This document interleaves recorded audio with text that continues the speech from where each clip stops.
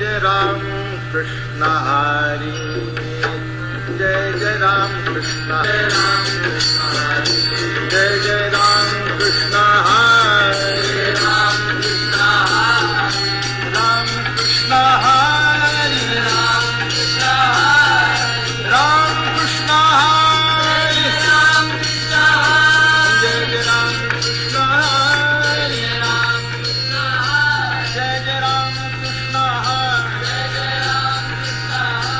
जय जय राम कृष्ण हरी, जय जय राम कृष्ण हरी, जय जय राम कृष्ण हरी, जय जय राम कृष्ण हरी, जय जय राम कृष्ण हरी, जय जय राम कृष्ण हरी, जय जय राम कृष्ण हरी.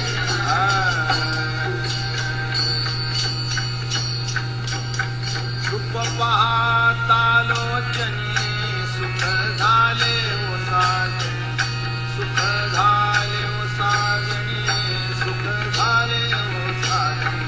तो हा विठ्ठल बरवा, तो हा माधव बरवा, तो हा माधव बरवा, तो हा माधव बरवा.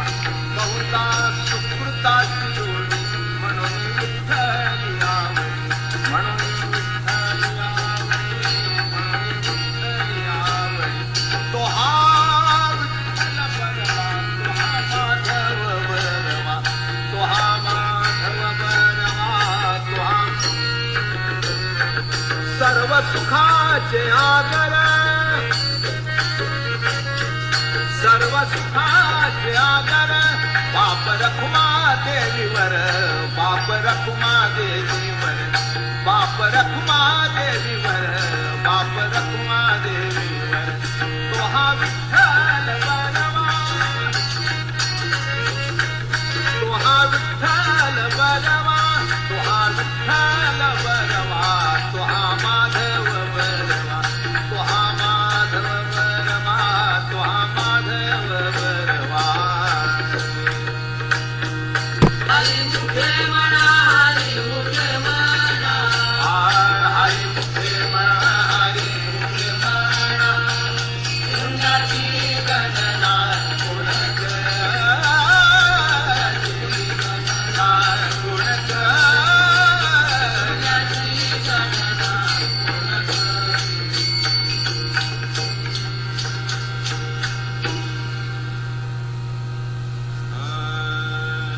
समाधी हरीची समसुखे विण, न साधेल जाण द्वैत बुद्धी, न साधेल जाण द्वैत बुद्धी. बुद्धीचे वैभव अन्य नाही तुझे, एका केशवराजे सकळ सिद्धी, एका केशवराजे सकळ सिद्धी. रिद्धी सिद्धी निधी अवघीच उपाधी, जव त्या परमानंदी मन नाही, जव त्या परमानंदी मन नाही. ज्ञानदेवा रम्य रमले समाधान,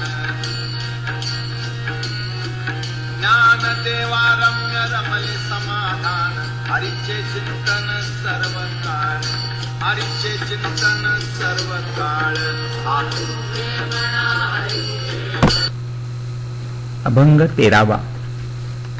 हरिचिंतनात समाधान. भावार्थ.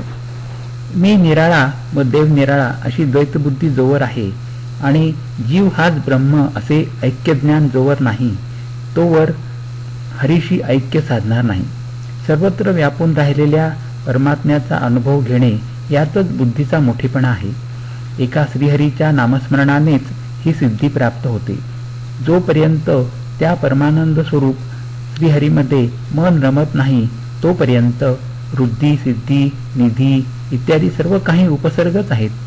श्री ज्ञानदेव महाराज म्हणतात, सर्व काळ हरिचिंतनानेच मला रम्य समाधान प्राप्त झाले आहे. समसुख म्हणजे जीव व ब्रह्म सम आहेत या ज्ञानामुळे प्राप्त होणारे सुख.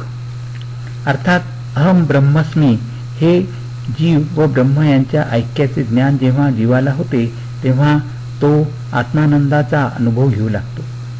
जोपर्यंत हा साक्षात्कार त्याला होत नाही तोपर्यंत त्याची द्वैत बुद्धी जात नाही, आणि जोपर्यंत द्वैतबुद्धी जात नाही तोपर्यंत हरीची समाधी म्हणजे हरीशी एकरूपता साधणे शक्य होत नाही.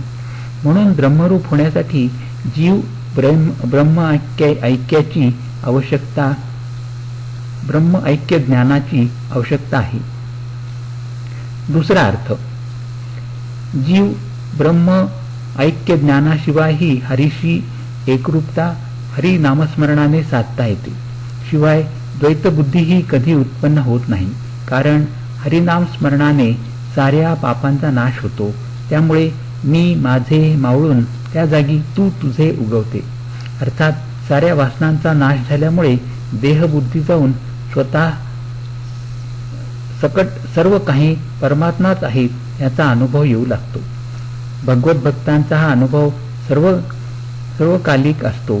श्री एकनाथ महाराज या संदर्भात म्हणतात, इंद्रिये कोंडावी न लागती, सहजे राहे विषयासक्ती, एवढे सामर्थ्य हरिभक्ती, जाण निश्चिती नृपवर्या.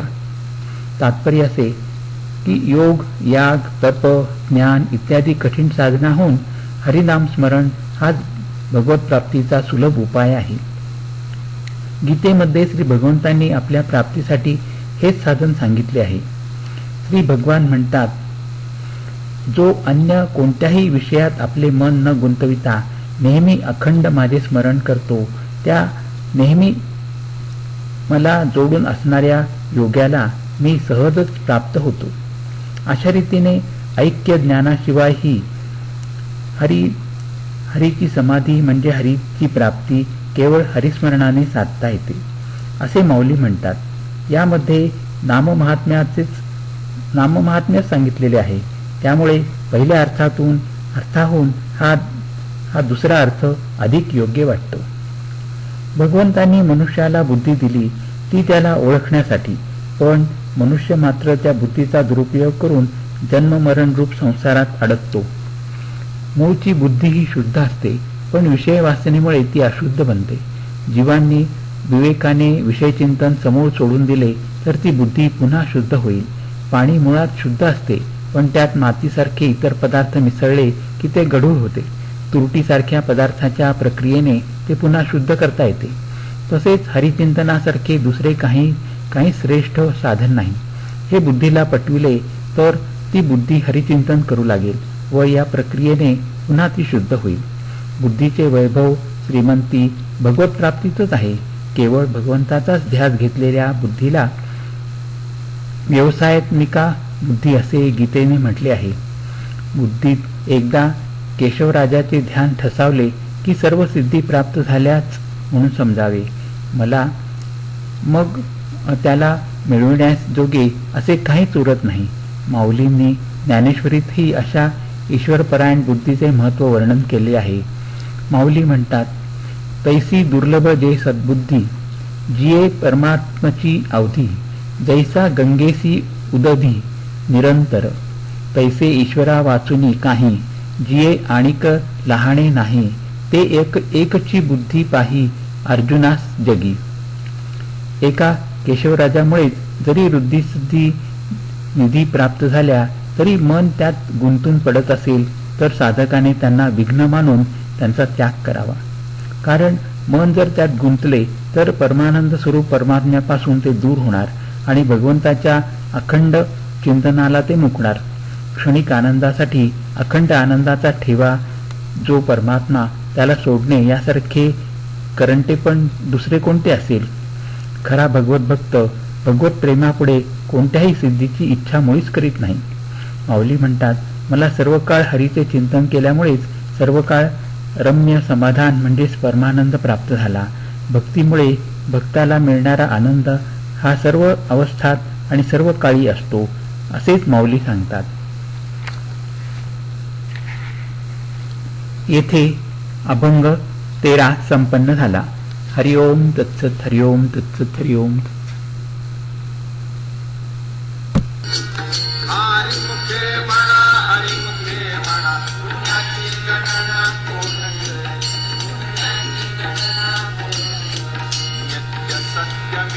हरिपाठ जासी कळी काळ त्यासी न पाहे दृष्टी कळी काळ त्यासी न पाहे दृष्टी रामकृष्ण वाचा अनंतराशी तप रामकृष्ण वाचानंतराशी तप पापाचे कळप पळती पुढे पापाचे कळप पळती पुढे हारी हारी हारी मंत्र हा शिवाचा म्हणती जे वाचा तया मोक्ष म्हणती जे वाचा तया मोक्ष ज्ञान देवा पाठ नारायण नाम ज्ञान देवा पाठ नारायण नाम पाविजे उत्तम निज स्थान पाविजे उत्तम निज स्थान हरिमुखे म्हणा हरिमुख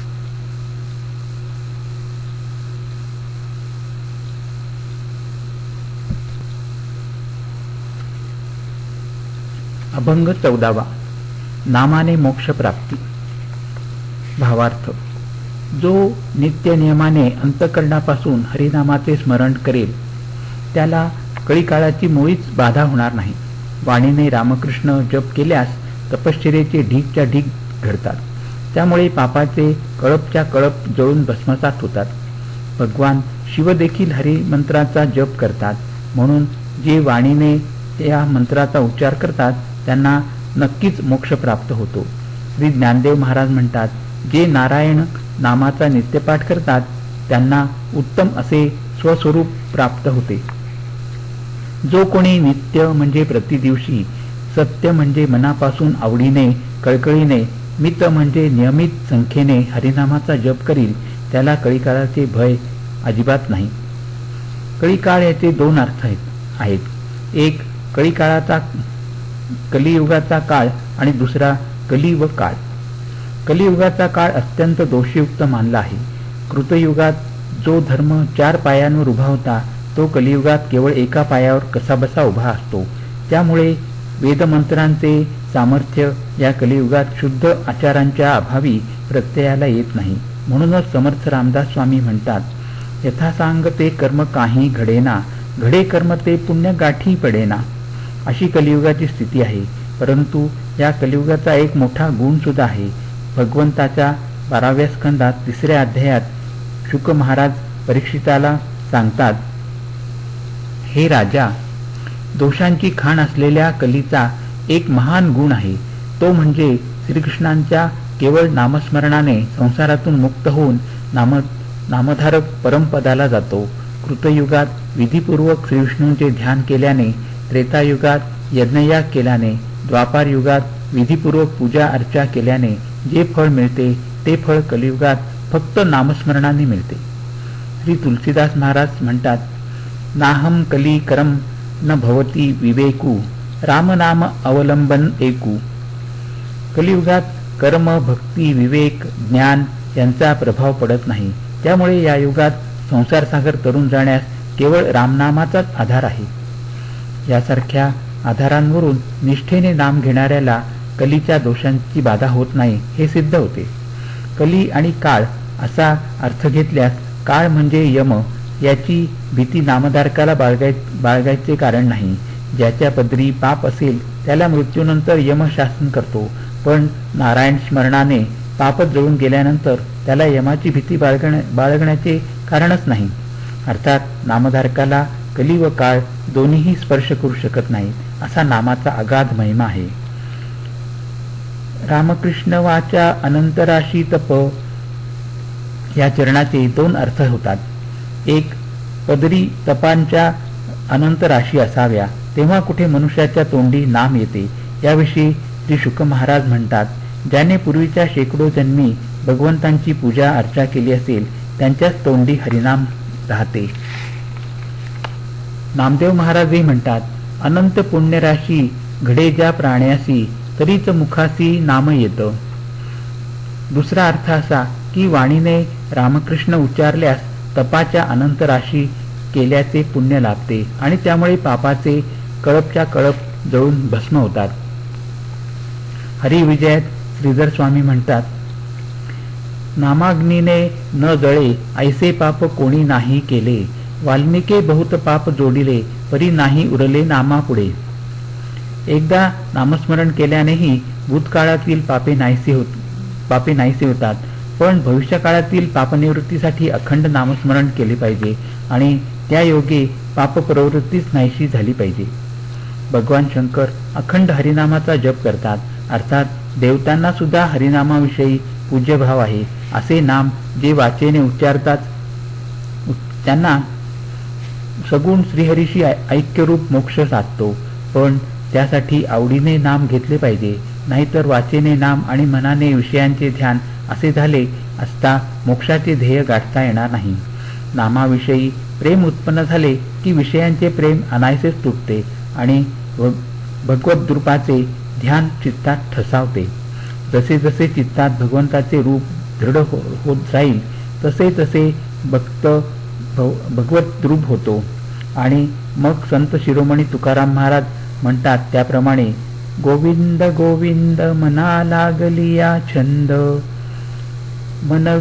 मग गोविंद ते काया, भेद नाही देवा तया, अशी स्थिती होते.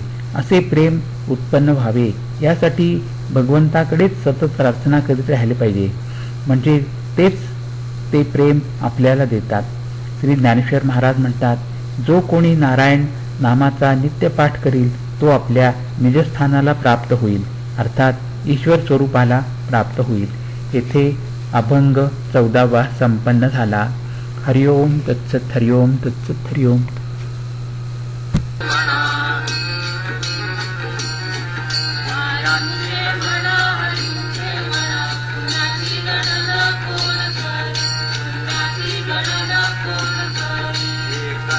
हरी द्वैत नाम तुरी,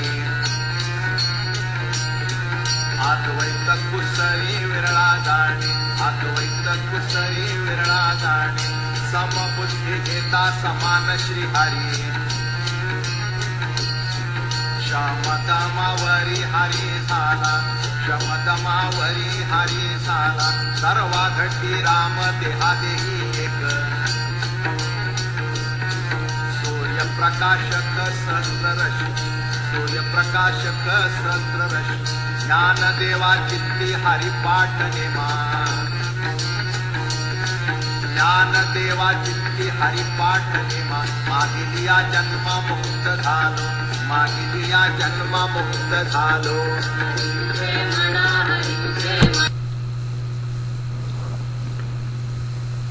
अभंग 15वा. सर्वाघटी राम एक. भावार्थ. हरी हे नाम श्रीहरीशी ऐक्य साधणारे आहे, तर इतर शब्द द्वैतबोधक असल्याने श्रीहरीपासून दूर नेणारे आहेत. हे अद्वैताचे वर्म जाणणारे विरळच आहेत. समबुद्धीने सर्वत्र समरूपाने भरलेला श्रीहरी घेतला असता साधकाची शमदमादी साधनेही श्रीहरीच होतात. जसा एक सूर्यच हजारो किरणांनी सर्व जगाला प्रकाश देतो, तसा एकच राम सर्व देहात राहून त्यांना ज्ञानमय करतो. श्री ज्ञानदेव महाराज म्हणतात, मी माझ्या चित्तात हरिपाठाचा नेम केला, त्यामुळे मी मागील जन्मांनाही मुकलो. एका हरिनामाशिवाय सृष्टीत जेवढे शब्द आहेत ते द्वैताचा बोध करून देणारे असल्यामुळे अद्वैत रूप श्रीहरीपासून दूर आहेत आणि श्रीहरी ही त्यांच्यापासून दूर आहेत, त्यामुळे त्यांच्यापासून श्रीहरीची प्राप्ती होत नाही. यावर कोणी अशी शंका घेईल की एक श्रीहरीच जर सर्वत्र व्यापून आहे आणि सारे विश्व त्या श्रीहरिरूप अधिष्ठानावर मिथ्याच भासत असेल तर विश्वातील सारे शब्द श्रीहरीचेच वाचक ठरतात. जसे दोरीवर अंधारात जर सर्प भासला तर सर्प हा शब्द आपण अधिष्ठान स्वरूप दोरीलाच वापरला, कारण सर्प नावाची दुसरी वस्तू नाही. तसा सर्वत्र श्रीहरीच असल्याने प्रत्येक शब्द श्रीहरीलाच उद्देशून असणार. मग इतर शब्द श्रीहरीपासून दूर आहेत असे कसे म्हणता येईल? याचे उत्तर असे आहे की आपण म्हणता तसे सर्व शब्द श्रीहरीचेच वाचक होतील, पण केव्हा अमुक शब्दाचा अमुक अर्थ असे जे जीवाने मनाशी घट्ट धरले आहे ते सोडून दिले तर. समुद्र शब्द उच्चारल्यानंतर डोळ्यासमोर जलाशय न येता श्रीहरीच येत असेल तरच समुद्राचा अर्थ श्रीहरी होईल आणि तो शब्द श्रीहरीचा वाचक होईल. याच अर्थाने यावंती वेदाक्ष राणी तावंती हरिनामानी असे म्हटले आहे. पण तसे होत नाही हा प्रत्येकाचा अनुभव आहे. शिवाय आपण दोरी सर्पाचे उदाहरण घेतले आहे तेही योग्य नाही, कारण सर्प शब्दाचा उच्चार करतो तो भासणाऱ्या सर्पाला उद्देशूनच असतो, अधिष्ठान रूप दोरीला नव्हे. तसेच जीव या शब्दाचा उच्चार करतो त्या शब्दांनी त्यांचा अर्थ असणारे ते पदार्थच नजरेसमोर येतात, अधिष्ठान रूप श्रीहरी येत नाही. या उलट श्रीहरी या उच्चाराबरोबर श्रीहरीच डोळ्यासमोर मनासमोर येतो. तसेच स्वयं श्रीहरी जसा सच्चिदानंद स्वरूप आहे तसे त्याचे नामही सच्चिदानंद रूपच आहे, कारण नाम नामीमध्ये अभेद असतो. याविषयी श्री एकनाथ महाराज म्हणतात, एका जनार्दनी नाम शुद्ध चैतन्य निष्काम. तात्पर्य, श्रीहरी हे नाम सृष्टीतील इतर शब्दांप्रमाणेच द्वैतरूप किंवा द्वैताचा बोध करीत नाही. ही जरी हरिनामाची अद्वैत स्थिती किंवा अद्वैत वर्म ते केवळ संतांनाच कळते. समबुद्धी म्हणजे रागद्वेषरहित बुद्धी. वास्तविक आत्मस्वरूपात स्थिर होणे हा बुद्धीचा स्वाभाविक गुण आहे. या दृष्टीने ती मूळची समच आहे, पण ती मन इंद्रियांच्या स्वाधीन झाल्यामुळे मनाला आवडणाऱ्या विषयांविषयी प्रेम आणि नावडणाऱ्या विषयांविषयी द्वेष असे रागद्वेष तिच्या ठिकाणी उत्पन्न होतात आणि रागद्वेषांच्या द्वारा ते विषय बुद्धीत शिरतात आणि त्यामुळे आत्मस्वरूपापासून ती दूर जाते. या रागद्वेषापासून बुद्धी मोकळी झाली की तिला सर्वत्र समरूपाने भरलेला श्रीहरीच दिसू लागतो. गीतेतील 2ऱ्या अध्यायातील 64 आणि 65व्या श्लोकात ही प्रक्रिया सांगितलेली आहे. रागद्वेषरहित होऊन विषयांचे सेवन केले असता बुद्धी स्थिर होते आणि अशा स्थिर बुद्धीलाच शमदमादी साधने सहज साध्य होतात. किंबहुना ती साधनेही श्रीहरी वाचून वेगळी वाटतच नाहीत. श्री एकनाथ महाराज म्हणतात, योगी विषय त्यागिता देह दुःखी होती, भक्त भगवंती अर्पिती तेणे होती नित्यमुक्त. नामस्मरण हे शम दमादी साधून श्रीहरीची अद्वैत सत्ता अनुभवाला आणून देते.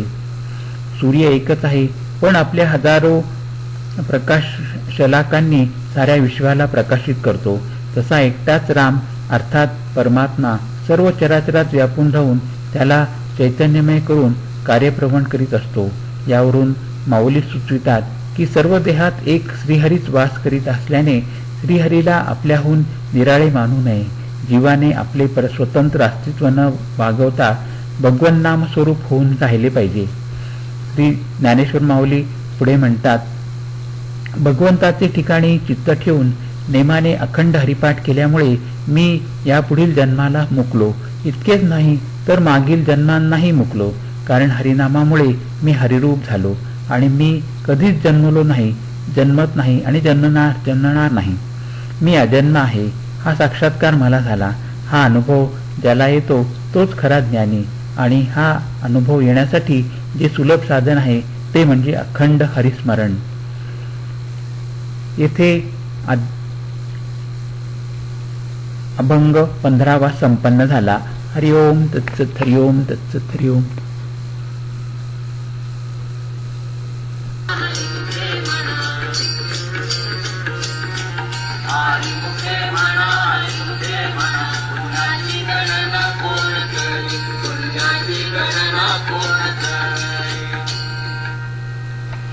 हरि बुद्धि जपे तो नर दुर्लभ, वाचसी सुलभ राम कृष्ण, वाचसी सुलभ राम कृष्ण.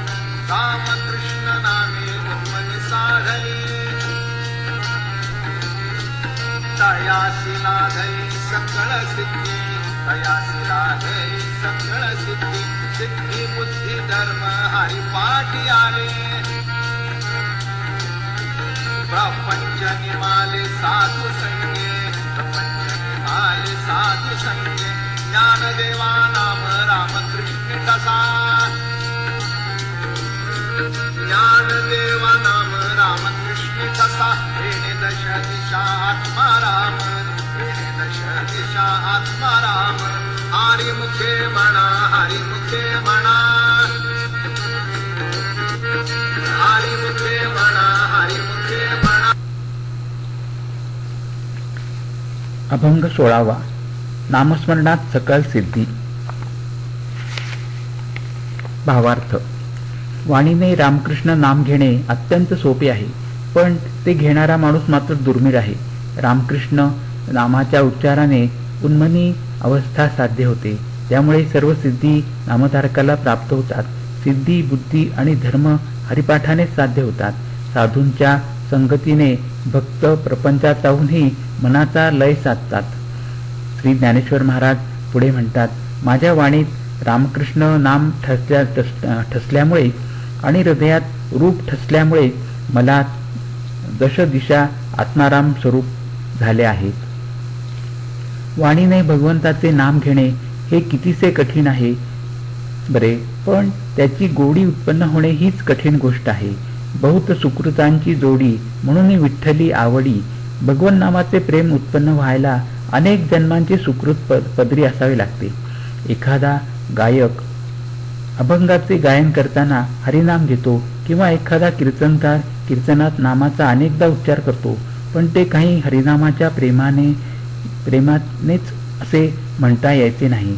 कोणी मैफल रंगविण्यासाठी तर कोणी बिदागीसाठी हरिनामाचा उपयोग करतो. जोरात ठेच लागली तर एखादा अरे देवा असे म्हणतो.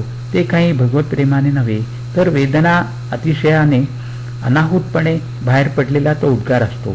अशा स्वरूपाचे घेतलेले हरिनाम अनेक ठिकाणी आढळते, पण आवडीने दृढ श्रद्धेने सदा सर्वकाळ नामस्मरण करणारा भक्त विरळाच असतो.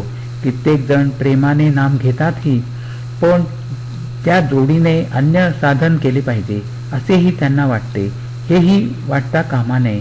नामच सर्व काही आहे अशी दृढ श्रद्धा असली पाहिजे. तुकाराम महाराज म्हणतात, नामाची आवडी तोची जाण देवा, न धरी संदेह काही मनी. नाम म्हणे तया उरले साधन, ऐसे हे वचन बोलो नये. नामाच्या नितांत गोडीमुळे हरिनामाच्या त्याच्या वाणीला सारखा चाळा लागला असतो. तो खरा नामधारक असतो. त्याची स्थिती तुकाराम महाराज म्हणतात, माझी मद झाली अनावर वाचा, छंद या नामाचा घेतलासे. अशी त्याची स्थिती होते. त्यामुळे प्रत्येक श्वासागणिक त्याचा नामजप चालू राहतो. अशा रीतीने हरिनाम जपणारा दुर्मिळ असतो. अखंड रामकृष्ण नाम घेणाऱ्यालाच उन्मनी अवस्था प्राप्त होते. उन्मनी अवस्थेत मनाचे संकल्प विकल्प थांबतात. बाह्य विषयांविषयी तसेच त्यांच्या स्मरणातही बऱ्यावाईट कल्पना करणे हा मनाचा स्वभाव आहे. एवढेच नव्हे तर तेच त्याचे स्वरूप आहे. एखादा विषय चांगला वाटणे व तो हवासा वाटणे हा झाला संकल्प, आणि विषय चांगला नाही असे वाटून तो नकोसा वाटणे हा झाला विकल्प. या संकल्प विकल्पांमुळे विषयांबद्दल रागद्वेष हवे नकोपणा उत्पन्न होतो. त्यामुळे सुखदुःखे उत्पन्न होतात.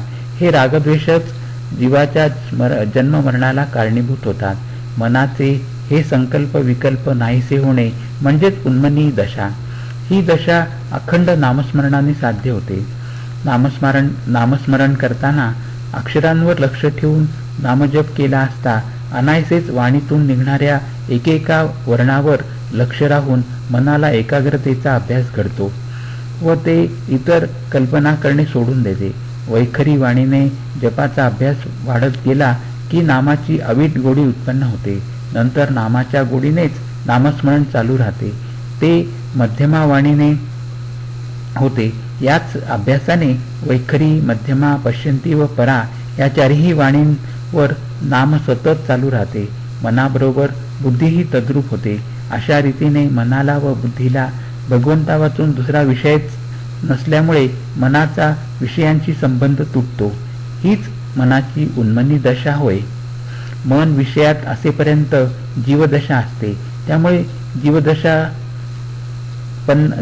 जीवदशापन्न आत्म्याचे ईश्वरी सामर्थ्य नाहीसे होते.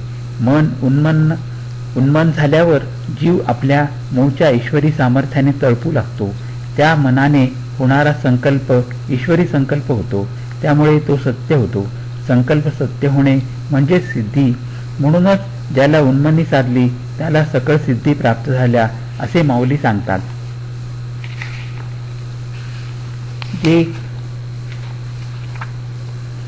जे कृष्णची होई जे आपण, तै कृष्ण होय आपले अंतःकरण. तेव्हा संकल्पाचे आंगण ओळंगती सिद्धी. सिद्धी म्हणजे सामर्थ्य, बुद्धी म्हणजे आत्मनिश्चय आणि धर्म म्हणजे शुद्ध आचरण. या सर्व गोष्टी हरिपाठाने साध्य होतात. काय नव्हे केले एका चिंतिता विठ्ठले, असे श्री तुकाराम महाराजांनी म्हटले आहे. नामस्मरणाने सर्व समर्थ हरी वश झाला असता नामधारकही सामर्थ्य संपन्न होतो. नामस्मरणाने त्याला आपल्या मूळ सच्चिदानंद रूपाचा निश्चय होतो. तसा मूळचा जरी तो कितीही पापी असला तरी क्षिप्रम भवती धर्मात्मा, तत्काळ धर्मात्मा होतो. श्री वाल्मिकी ऋषी हे याचे साक्षात उदाहरण आहेत. पण हे फळ अनुभवाला येण्याकरता साधूंची संगती पाहिजे. संत भगवत स्वरूप असतात. त्यांच्या संगतीत नामस्मरणाचे व त्याबरोबरच भगवत भक्तीचे प्रेम होते. या प्रक्रियेच्या संदर्भात श्री तुकाराम महाराजांनी म्हटले आहे, संत चरण लागता सहज, वासनेचे बीज जळूनी जाय.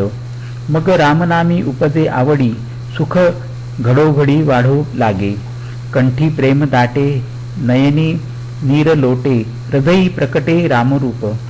संत श्री एकनाथ महाराजांनी या संदर्भात म्हटले आहे, संतासी शरण गेलिया वाचुनी, एका जनार्दनी न कळे नाम. श्री ज्ञानेश्वर महाराज म्हणतात, माझ्या वाचेच्या ठिकाणी रामकृष्ण नाम दृढ ठसल्यामुळे, तसेच अंतःकरणात भगवंताचे रूप दृढ झाल्यामुळे मला दहाही दिशां आत्माराम भरलेला दिसतो आहे. हाच आत्मज्ञानपूर्वक भक्तीने येणारा पूर्णानुभव आहे. बाहेरच्या नामरूपासह भासणाऱ्या आत्मरूपावर आत्मप्रेम करणे याला भक्ती किंवा सहजस्थिती असे माऊली म्हणतात. आणि ती प्राप्त होण्याचे साधन एक नामस्मरणच होय. येथे अध्याय 16वा संपन्न झाला. हरिओम तत्सत, हरिओम तत्सत, हरिओम तत्सत.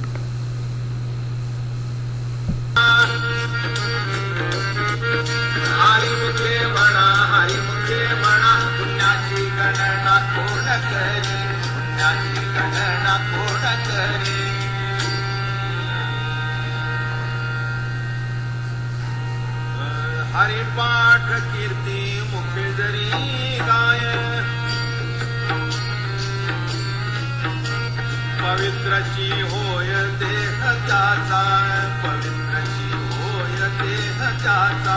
तपाचे सामर्थ्य तपिनला मूप,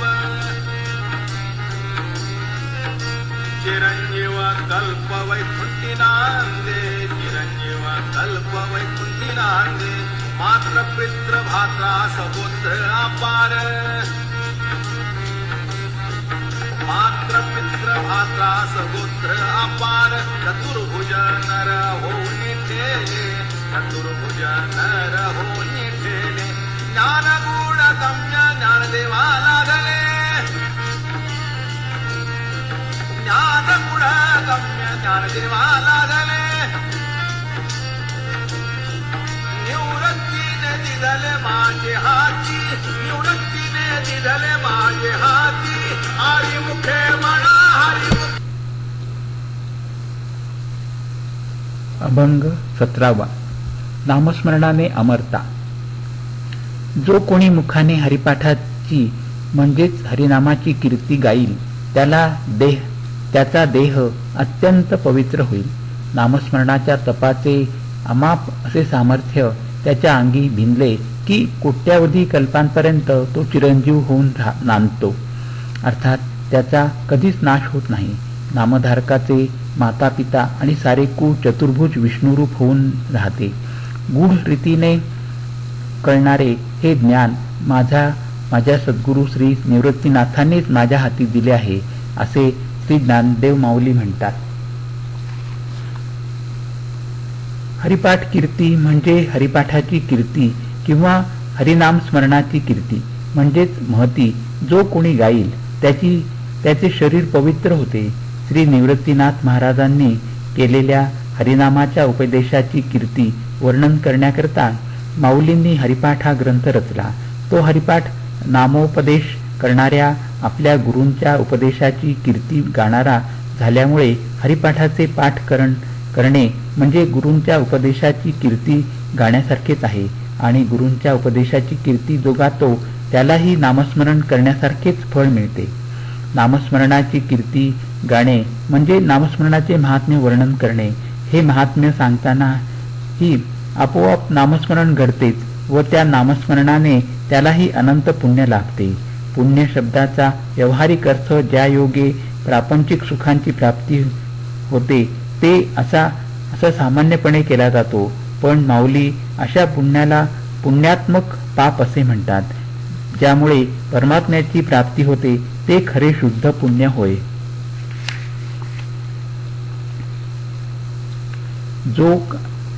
जो काही धर्म किंवा आचरण करायचे ते भगवंताच्या संतोषाला व कृपेला जीव पात्र होईल असेच असले पाहिजे. श्री गुरूंनी हरिनामाचा उपदेश केल्यावर त्या उपदेशाचे मनात प्रेम वाढवीत जो त्या उपदेशाची कीर्ती गातो त्या कीर्ती गाण्याने भगवंतांना फारच संतोष होतो. म्हणून हरिनाम स्मरण करणारा व हरिपाठाचे पाठ करणारा दोघेही अत्यंत निष्पाप होऊन भगवंताला प्रिय होतील असे माऊली म्हणतात. श्री एकनाथ महाराजांनी या संदर्भात म्हटले आहे, पवित्र तो देह सदा ज्याचा नेम, वाचे गाय नाम सर्व भावे. एका जनार्दनी धन्य ते शरीर, परमार्थ संसार एक रूप. नामस्मरणाचे तप अगाध आहे. त्या पुण्यबळावर नामधारक अखंड विष्णुलोकात वास करतात. ज्या पुण्याने इहलोकीची आरोग्य, संपत्ती, सत्पुत्र इत्यादी किंवा परलोकीची स्वर्गादी सुखे मिळतात ती काही काळाने नाहीशी होणारी असतात. इहलोकींची सुखे पाहता पाहता नाहीशी होतात हे आपण पाहतोच. पण स्वर्गसुखाच्या बाबतीतही क्षिणे पुण्ये मर्त्यलोकम विशंती, म्हणजे पुण्याई संपल्यावर जीव स्वर्गातून भूलोकावर येतात असे गीता सांगते. नामधारकाचे पुण्य हे शुद्ध पुण्य होय. त्या योगाने विष्णू लोकात गेलेला नामधारक तेथून दुसरीकडे कुठेही जात नाही. तेथे गेलेल्या जीवाला काळाचे बंधन नाही. तेथे सत्ता भगवंताची, काळाची नव्हे. त्यामुळे नामस्मरण रूप तप ज्याच्या रोमरोमात भिनले तो भगवत स्वरूपच होतो. त्यामुळे भगवंताप्रमाणे तो चिरंजीव होऊन कोट्यावधी कल्प भगवंताच्या सानिध्यात वास करतो. नामधारकाला चारी मुक्ती प्राप्त होतात. एवढेच नव्हे तर नामधारकाच्या नातलगांना सुद्धा चतुर्भुज विष्णू स्वरूपात रूप मुक्ती प्राप्त मिळते. मात्र नामधारकाला सायुज्यता मुक्ती मिळून त्याची जन्म मरणातून सुटका होते तशी त्यांची होत नाही. इतर पुण्यांचे फळ पुण्यकर्म करणाऱ्यालाच मिळते. पण नामस्मरणाच्या पुण्याचे फळ इतर संबंधितांनाही मिळते. मात्र ती स्वरूपता मुक्ती टिकवण्यासाठी त्यांनी नामापराध करता कामा नये. अर्थात नामधारकानेही नामाचा अपराध करता कामा नये. पद्मपुराणात श्री सनतकुमारांनी श्री नारद मुनींना नामस्मरणाच्या बाबतीत घडू शकणारे 10 अपराध सांगितले असून ते नामधारकाने कटाक्षाने टाळावेत असे सांगितले आहे. नामाचे 10 अपराध असे: 1. सज्जनांची निंदा करणे. 2. दुर्जनांना नामाचे महत्त्व सांगणे. 3. शिव व विष्णू हे वेगळे मानणे.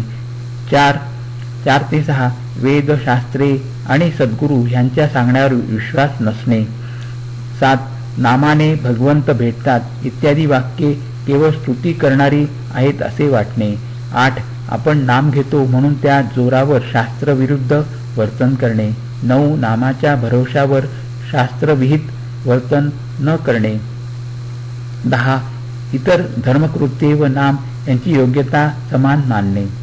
हे अपराध टाळून निस्सीम भक्तिभावाने अखंड नामस्मरण करणारा स्वतः सदेह सच्चिदानंद रूप होतोच.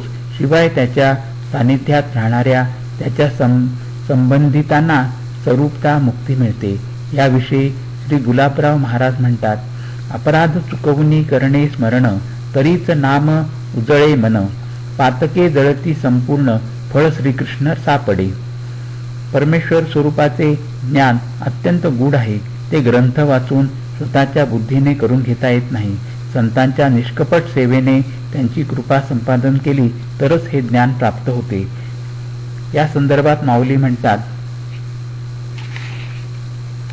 तैसे ज्ञान तरी शुद्ध परी इही असे प्ररुद्ध म्हणून ते अगाध होऊनी ठेले.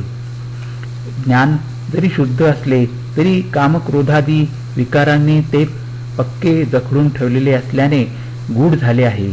शब्दज्ञान शास्त्रातून सांगितले असले तरी वृत्तीने त्यांचा अनुभव शास्त्रे करून देऊ शकत नाही.